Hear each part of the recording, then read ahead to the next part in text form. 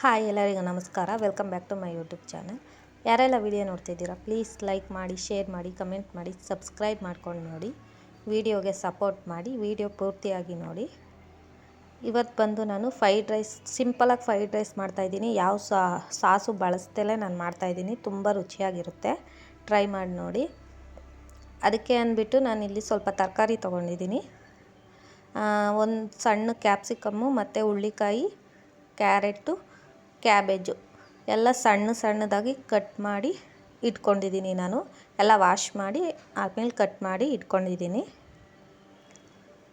ನೋಡಿ, ನಾನಿಲ್ಲಿ ಯಾವ ಸಾಸ್ನೂ ಬಳಸ್ತಾ ಇಲ್ಲ, ಸಿಂಪಲಾಗಿ ಮಾಡ್ತಾಯಿದ್ದೀನಿ. ಕ್ಯಾರೆಟು ಮತ್ತು ಹುರುಳಿಕಾಯಿ ಎಲ್ಲ ಸಣ್ಣದಾಗೆ ಕಟ್ ಮಾಡ್ಕೊಬೇಕು. ಇದನ್ನು ಬರೀ ಎಣ್ಣೆಲೇ ಫ್ರೈ ಮಾಡ್ತೀವಲ್ವ, ಅದಕ್ಕೆ ಸಣ್ಣದಾಗಿ ಕಟ್ ಮಾಡ್ಕೊಬೇಕು. ನಾನಿಲ್ಲಿ ಸ್ವಲ್ಪ ಎಲೆಕೋಸನ್ನು ತೊಗೊಂಡಿದ್ದೀನಿ. ಆಮೇಲೆ ಈರುಳ್ಳಿ, ಹಸಿಮೆಣ್ಸಿನ್ಕಾಯಿ ತೊಗೊಂಡಿದ್ದೀನಿ. 2 ದಪ್ಪ ಸೈಜ್ ಈರುಳ್ಳಿನ ಕಟ್ ಮಾಡಿ ಇಟ್ಕೊಂಡಿದ್ದೀನಿ. 6ರಿಂದ 7 ಹಸಿಮೆಣ್ಸಿನ್ಕಾಯಿ ತೊಗೊಂಡಿದ್ದೀನಿ. ಇದೆಲ್ಲ ಕಟ್ ಮಾಡಿ ಇಟ್ಕೊಂಡು ಮೊದಲಿಗೆ ನಾನು ರೈಸ್ನ ಕೂಗಿಸ್ಕೊಂಡು ಇಟ್ಕೊಂಡಿದ್ದೀನಿ. ಮೊದಲಿಗೆ ರೈಸ್ ಮಾಡಿ ಇಟ್ಕೊಂಡ್ಬಿಡಬೇಕು. ಅದಾದಮೇಲೆ ಇದನ್ನೆಲ್ಲ ಫ್ರೈ ಮಾಡ್ಕೊಬೇಕು ಅಷ್ಟೇ. ಈಗ ಬಂದು ನೋಡಿ, ನಾನಿಲ್ಲಿ ಒಂದು ಬಾಣಲಿ ತೊಗೊಂಡು ಅದಕ್ಕೆ ಒಂದು 4ರಿಂದ 5 ಟೇಬಲ್ ಸ್ಪೂನು ಎಣ್ಣೆ ಹಾಕ್ಕೊಂಡಿದ್ದೀನಿ. ಆಮೇಲೆ ಸಾಸಿವೆ ಹಾಕ್ಕೊಂಡಿದ್ದೀನಿ, ಸ್ವಲ್ಪ ಜೀರಿಗೆ ಹಾಕ್ಕೊಂಡಿದ್ದೀನಿ. ಅದಾದಮೇಲೆ ಈರುಳ್ಳಿ ಹಾಕ್ಕೊಂಡು ಹಸಿಮೆಣ್ಸಿನ್ಕಾಯಿ ಹಾಕ್ಕೊಂಡು ಚೆನ್ನಾಗಿ ಫ್ರೈ ಮಾಡ್ಕೊತಾ ಇದ್ದೀನಿ. ನಾನು ಈರುಳ್ಳಿ ಎಲ್ಲ ಚೆನ್ನಾಗಿ ಫ್ರೈ ಆಗಂಗೆ ಚೆನ್ನಾಗಿ ಫ್ರೈ ಮಾಡ್ಕೊತಾ ಇದ್ದೀನಿ.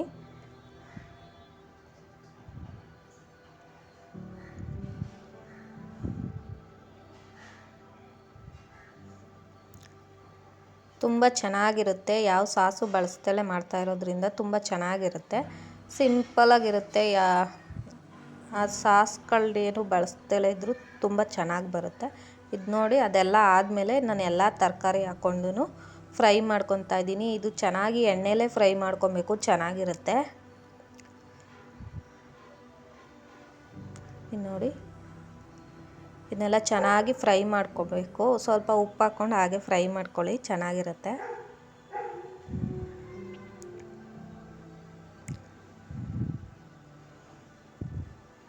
ಸ್ವಲ್ಪ ಎಣ್ಣೆಲೇ ಒಂದು 5 ನಿಮಿಷನಾದರೂ 5ರಿಂದ 6 ನಿಮಿಷನಾದರೂ ಚೆನ್ನಾಗಿ ಫ್ರೈ ಮಾಡ್ಕೊಬೇಕು. ಈ ತರಕಾರಿ ಎಲ್ಲ ಸ್ವಲ್ಪ ಚೆನ್ನಾಗಿ ಬೇಯ್ಕೋಬೇಕು. ನೀವು ಬೇಕಾದ್ರೆ ಇದು ಹಸಿ ಬಟಾಣಿ ಬರುತ್ತಲ್ಲ, ಅದನ್ನು ಬೇಕಾದರೂ ಹಾಕ್ಕೊಬೋದು, ಚೆನ್ನಾಗಿರುತ್ತೆ. ಅದನ್ನು ಹಾಕ್ಕೊಂಡ್ರೂ ಚೆನ್ನಾಗಿರುತ್ತೆ. ಇಲ್ಲಿ ನಾನು ಅದು ಹಾಕ್ಕೊಂಡಿಲ್ಲ, ಸ್ಕಿಪ್ ಮಾಡಿಬಿಟ್ಟಿದ್ದೀನಿ. ಅದನ್ನು ಹಾಕ್ಕೊಳ್ಳಿ, ಚೆನ್ನಾಗಿರುತ್ತೆ. ನೋಡಿ, ಚೆನ್ನಾಗಿ ಫ್ರೈ ಮಾಡ್ಕೊತಾ ಇದ್ದೀನಿ ನಾನು.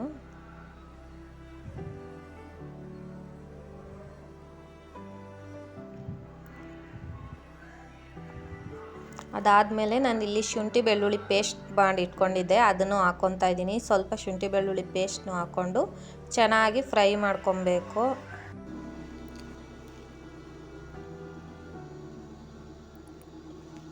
ಪೇಸ್ಟ್ ಎಲ್ಲ ಹಾಕ್ಕೊಂಡು ಚೆನ್ನಾಗಿ ಫ್ರೈ ಮಾಡ್ಕೊಂಡಾದಮೇಲೆ ಇದೆಲ್ಲ ಸ್ವಲ್ಪ ಎಣ್ಣೆಲೇ ಚೆನ್ನಾಗಿ ಫ್ರೈ ಆಗಬೇಕು. ಅಲ್ಲಿಗಂಟ ಫ್ರೈ ಮಾಡ್ಕೊತಾ ಇದ್ದೀನಿ ನಾನು.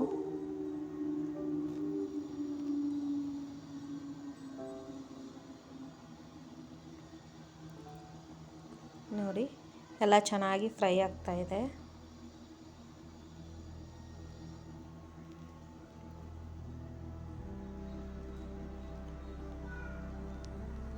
ಒಂದು 6-7 ನಿಮಿಷ ತಗೊಳುತ್ತೆ ಚೆನ್ನಾಗಿ ಫ್ರೈ ಆಗೋದಕ್ಕೆ. ನೋಡಿ, ಚೆನ್ನಾಗಿ ಫ್ರೈ ಆಗಿ ಎಲ್ಲ ಸ್ವಲ್ಪ ಬೆಂದಿರೋ ಥರ ಆಗಿದೆ ನೋಡಿ. ಸ್ವಲ್ಪ ಚೆನ್ನಾಗಿ ಬೇಯಬೇಕು, ಅದೇ ನೀರು ಇದಾಗಿ. ಅದಾದಮೇಲೆ ನಾನಿಲ್ಲಿ ಮೆಣಸು ಪುಡಿ ಬರುತ್ತಲ್ಲ, ಅದನ್ನು ಸ್ವಲ್ಪ ಮೆಣಸಿನ ಪುಡಿ ಹಾಕ್ಕೊಂಡಿದ್ದೀನಿ.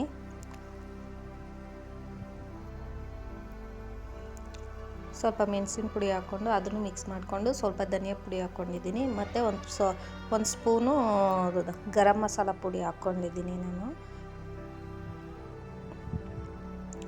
ಇಲ್ಲಿ ಹಸಿಮೆಣ್ಸಿನ್ಕಾಯಿ ಹಾಕ್ಕೊಂಡಿರೋದ್ರಿಂದ ನಾನು ಖಾರ ಪುಡಿ ಹಾಕ್ಕೊಂಡಿಲ್ಲ. ನಿಮ್ಗೆ ಕಮ್ಮಿ ಅನಿಸಿದ್ರೆ ಬೇಕಾದ್ರೆ ಹಾಕ್ಕೋಬೋದು ಖಾರ ಪುಡಿನೂ.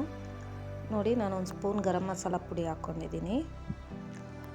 ಇದಾದಮೇಲೆ ಎಲ್ಲ ಚೆನ್ನಾಗಿ ಮಿಕ್ಸ್ ಮಾಡ್ಕೊತಾ ಇದ್ದೀನಿ ನಾನು. ಇದೆಲ್ಲ ಚೆನ್ನಾಗಿ ಮಿಕ್ಸ್ ಮಾಡ್ಕೊಂಡಾದಮೇಲೆ ನಾವು ರೈಸ್ನ ಮಿಕ್ಸ್ ಮಾಡ್ಕೊಳ್ಳೋದು ಅಷ್ಟೇ. ಸ್ವಲ್ಪ ಕೊತ್ತಂಬರಿ ಕಟ್ ಮಾಡಿ ಹಾಕ್ಬಿಟ್ಟು ರೈಸ್ನ ಚೆನ್ನಾಗಿ ಮಿಕ್ಸ್ ಮಾಡ್ಕೋಬೇಕು.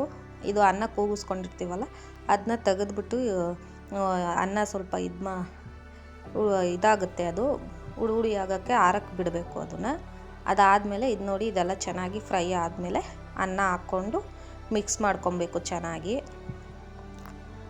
ನೋಡಿ, ಸ್ವಲ್ಪ ಕೊತ್ತಂಬರಿ ಹಾಕ್ಕೊಂಡು ಅದನ್ನು ಚೆನ್ನಾಗಿ ಮಿಕ್ಸ್ ಮಾಡ್ಕೊಂಡಾದಮೇಲೆ ನಾನು ಇದೆಲ್ಲ ಆದಮೇಲೆ ಅನ್ನ ಹಾಕ್ಕೊತಿದ್ದೀನಿ. ತುಂಬ ಟೇಸ್ಟಿಯಾಗಿ ಬಂದಿರುತ್ತೆ, ಬೇಕಾದ್ರೆ ಟ್ರೈ ಮಾಡಿ. ಯಾವ ಸಾಸು ಹಾಕ್ತಲೇ ಸಖತ್ತಾಗಿ ಬಂದಿರುತ್ತೆ. ಇಲ್ಲಿ ನಾನು 3-4 ಜನಕ್ಕೆ ಮಾಡ್ಕೊತಾ ಇದ್ದೀನಿ. ನೋಡಿ, ಇಷ್ಟು ಅನ್ನ ಹಾಕ್ಕೊಂಡು ಚೆನ್ನಾಗಿ ಮಿಕ್ಸ್ ಮಾಡ್ಕೊತಾ ಇದ್ದೀನಿ. ಪ್ಲೈನಾಗಿರುತ್ತೆ, ಚೆನ್ನಾಗಿರುತ್ತೆ. ಇದಕ್ಕೆ ಬೇಕಾದ್ರೆ ಟೊಮೆಟೊ ಕೆಚಪ್ ಹಾಕ್ಕೊಂಡು ನೀವು ಮಿಕ್ಸ್ ಮಾಡ್ಕೊಬೋದು. ಇಲ್ಲಿಗೆ ನೋಡಿ ರೆಡಿಯಾಗಿದೆ. ಈ ವಿಡಿಯೋ ಇಷ್ಟ ಆಯಿತು ಅಂದರೆ ಪ್ಲೀಸ್ ಸಬ್ಸ್ಕ್ರೈಬ್ ಮಾಡ್ಕೊಂಡು ನೋಡಿ. Thank you for watching.